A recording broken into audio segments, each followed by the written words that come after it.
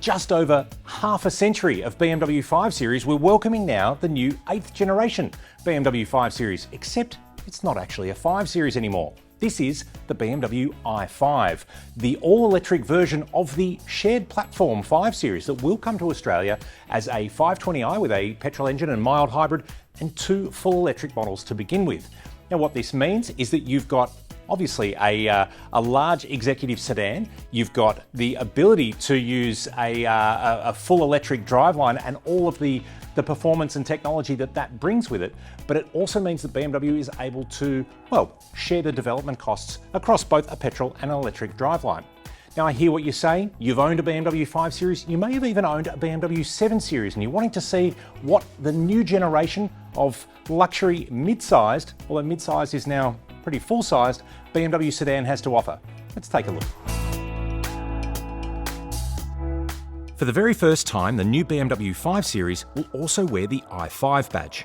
When the car arrives in Australia, we'll see 3 variants.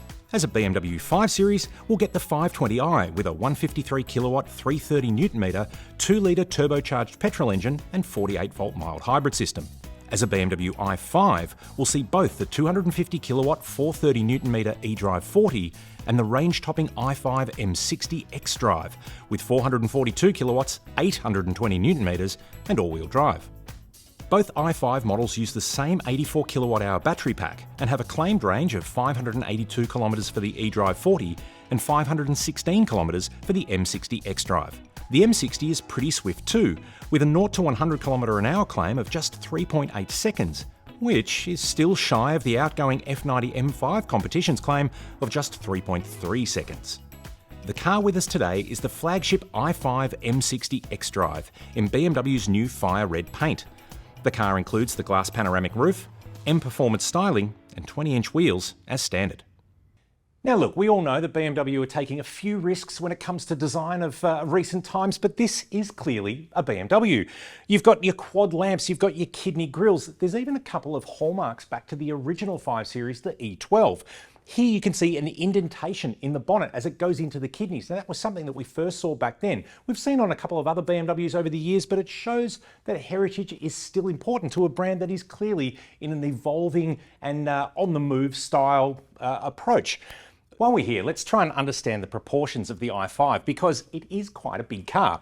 It's now over 5 metres long. It's got an extra 97 millimetres longer actually than the old 5 Series, which wasn't even that old. You've got an extra 20 millimetres or so between the wheels, which translates to more rear passenger room. It's wider, it's taller. In fact, it's actually larger than some previous generation 7 Series, and I think it's pretty close to the F01. We know it's bigger than the quintessential 7 Series, the E38. So if you are looking at a mid-size luxury sedan as a step up, but think, maybe I would like a little bit more room, this delivers a little bit more room while still being considered a mid-size sedan. Some things to call out here. First of all, the colour. This is fire red and it launches with the new 5 Series and i5. Another thing to mention are these LED headlamps. Standard on this car, which is the M60 full electric, you've got pixel LEDs here. They're an adaptive LED beam. But of course, the big thing here is everything is designed for aerodynamic efficiency. And we'll touch on a few more of these elements shortly. But obviously, the closed-off grille, you've got air vents and vanes here. The car has a full smooth underbody to basically channel air underneath through to a proper diffuser at the back, but we'll have a look at that in a moment. While we're still at the front of the car though, and as you can see, this is a huge bonnet. There's something under here that I'd like to show you, because let's remember, this is all electric, but it does share its platform with a petrol-powered car. Ta-da! Now, what were you expecting? Some flashing lights and maybe some, those crazy things you used to put your hand over to get the electricity on it? No, it's far less exciting than that. There's no beautiful looking V8 down there. There's no bizarre new energy system down there. You have got a giant plastic cover, but it's what's under that that's quite interesting, because again, we do see electric cars when they're designed from the ground up. Automotive manufacturers have a lot of flexibility on where they put things. But because this car has got a shared platform, you've still got the bits that make it a car, and I'll show you. So here you've got what is the main electric power converters here, but you've got an air conditioner, you've got coolant hoses, you've got the bits that you see under the bonnet of a car that aren't related to a petrol engine that still make the car have to be a car. Now, yes, okay, you may be saying some electric cars will have storage under the front bonnet. Some cars will have some of these things well hidden away and squirreled away. Absolutely they will. And obviously when you are dealing with a clean sheet of paper and designing something from the ground up, your flexibility is far greater. But it is quite interesting to actually see all of this stuff, because so many of the electric cars, whether they are a platform shared with petrol or whatever, tend to kind of hide this thing away. So the fact that you can open your bonnet on your brand new i5 and show off a bunch of cables and hoses and pipes, it's not really that exciting, but it is quite interesting to see. So maybe you'll do this once.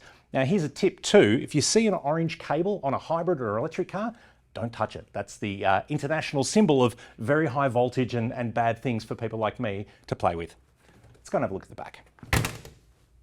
Now this is always the most exciting part of the tour of any new car, but it kind of, well, it helps us all stay grounded, because being a four-door sedan, you get a boot. Now I know that sounds pretty obvious, but it is still a reasonable sized boot. And again, we've got a changing world of cars here. People have strange questions to ask. Do I still able to do this? Can I do that? So yes, you've got a reasonable sized boot. You've got remote releases for the seats. You've got some really nice, clever things here with hooks to hold stuff on. You've got the hinges neatly carried away. There's storage under the floor here where you can put your portable charger.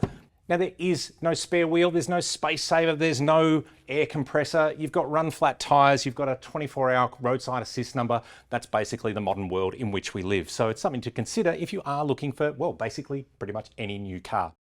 Well, we talked about a longer wheelbase, and we talked about this feeling like a 7 Series to sit inside. And I tell you what, sitting in the back, now I am 6'3", I'm not as, agile as I once was, and I am really, really comfy. You sit quite scooched down and low. Very lovely leather seats in this car. Obviously the high-spec car, it does get the top of the range leather trim, but I've got great knee room here. I've got good toe room. I've even got solid headroom. Now you'll notice too that this car has got a glass fixed panoramic roof. That's standard across all models in both the 5 Series and the i5 lineup. It does feel like a modern car back here, and I know that's a weird thing to say sitting in the back of the car, but you've got some cool stuff. You've got a touchscreen here to control your temperature settings here and your heated bench seats. You've got 4 USB-C ports, which is actually a really, really good thing to see. Manufacturers starting to go, we know people use cars differently these days, so let's make sure we have them. And of course you've got these little holes here that take the BMW genuine accessory iPad holders, should you want such a thing, to click them in there, and that way you've got rear screen entertainment if you do have kids or family in the back all the time. But if you want to break it down as a family executive comfortable sedan for someone who is 6'3" and probably not as young as they once were, it's pretty comfy. But I tell you what, I'm going to go up front because there's some cool new technology up there, and quite frankly that's where I like to spend my time. Now, as we've seen, technology get further and further integrated into new cars, and obviously with electric cars and hand gestures, it's par for the course, obviously.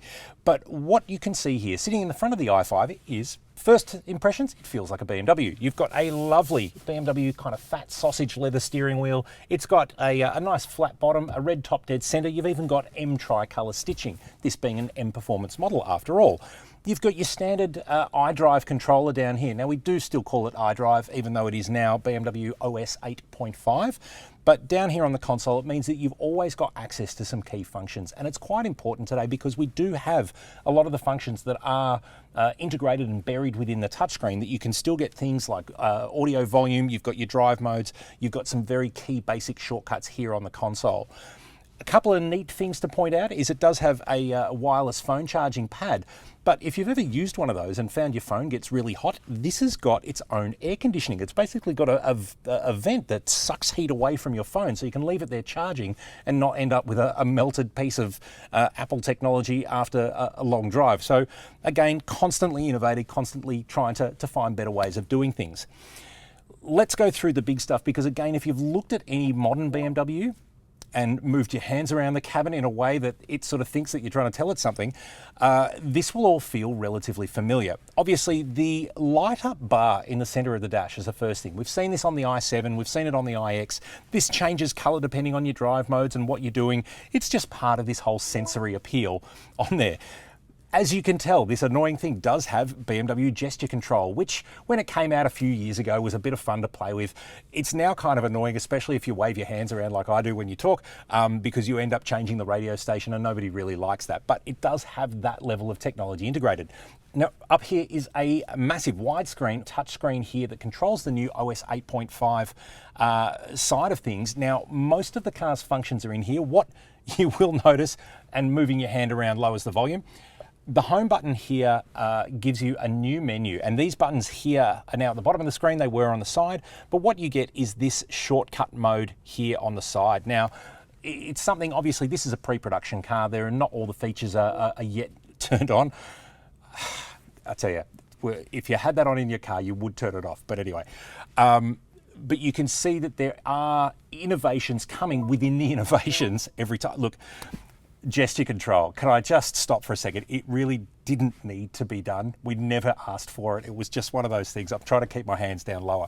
Now, one of the other things that is quite cool about this car is you've got the ability to stream YouTube if you want to when you stop the car for charging. It even has the ability to play computer games up on this screen using your mobile phone as the controller. Obviously, that only works when you stop to charge the car, and that's taking into account, obviously, modern life. They know people are going to stop at a charger for maybe 30, 45 minutes while they give the car a bit of an energy resurge. To go and bust out a few laps of Mario Kart while you do that, what better way to spend the time? Now, if you come across here, you've got a very familiar 12.3-inch instrument display. There is a full color head-up display as well. It's a very familiar BMW cabin, but one thing that is worth calling out is there is only one shift paddle. Not like some electric cars where you can use the up and down shift paddles to change your regeneration capability. Nobody really does that. You can set that within the vehicle settings on how you like the brake performance to work in a regen way. But what you've got here is a boost paddle. So in a performance environment, you want to overtake, you tap this in, you get an overboost function.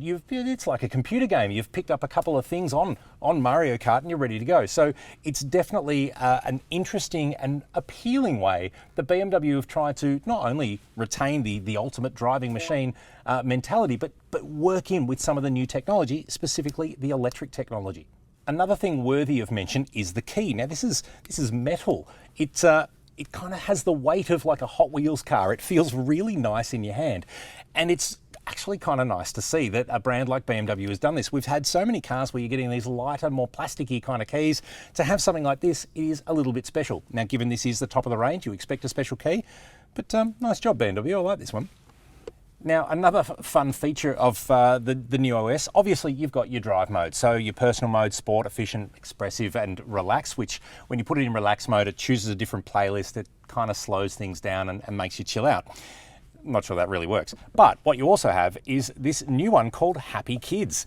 Now, I kind of like this, and it's something that we've seen in some other cars. So if you turn this on, it basically will close the rear blind. It will mute the ambient lighting. You'll get no audio through the rear speakers. It will change the temperature. It basically is, making your kids fall asleep on a long drive. So it's a very clever way of using some of this technology in, I guess, an identifiable and sort of tactile way to say, well, this would be a really neat use for it. There's a good use case for it. I know I would use that quite regularly, so it is quite a fun thing to see. Well, there we have it, a first look at the all-new 8th generation BMW 5 Series / i5. What are our key takeaways? Well, the car is bigger, and I think this is the most important thing. You are getting a lot of car in a new 5 Series. Both the electrics have an 84 kilowatt hour battery. You've got a bit over 500 kilometers range in this one, nearly 600 kilometers range in the 40e. You've seen the inside, you've seen the tech, you've seen the outside. Is this a worthy successor to a long lineage of really successful 5 Series? Do you know what? I really think it is. It is a very nice looking car, certainly better in the metal than it was in initial pictures. And I can't wait to get behind the wheel and see what it's like on Australian roads. What do you think? Is this a worthy 8th generation 5 Series / i5? Let us know in the comments below. And of course, if you've enjoyed this clip, hit like and subscribe and all that sort of stuff, and you can find out anything you need to know about the all-new BMW 5 Series, the i5, the rest of the BMW range, or basically anything else at Drive.com.au.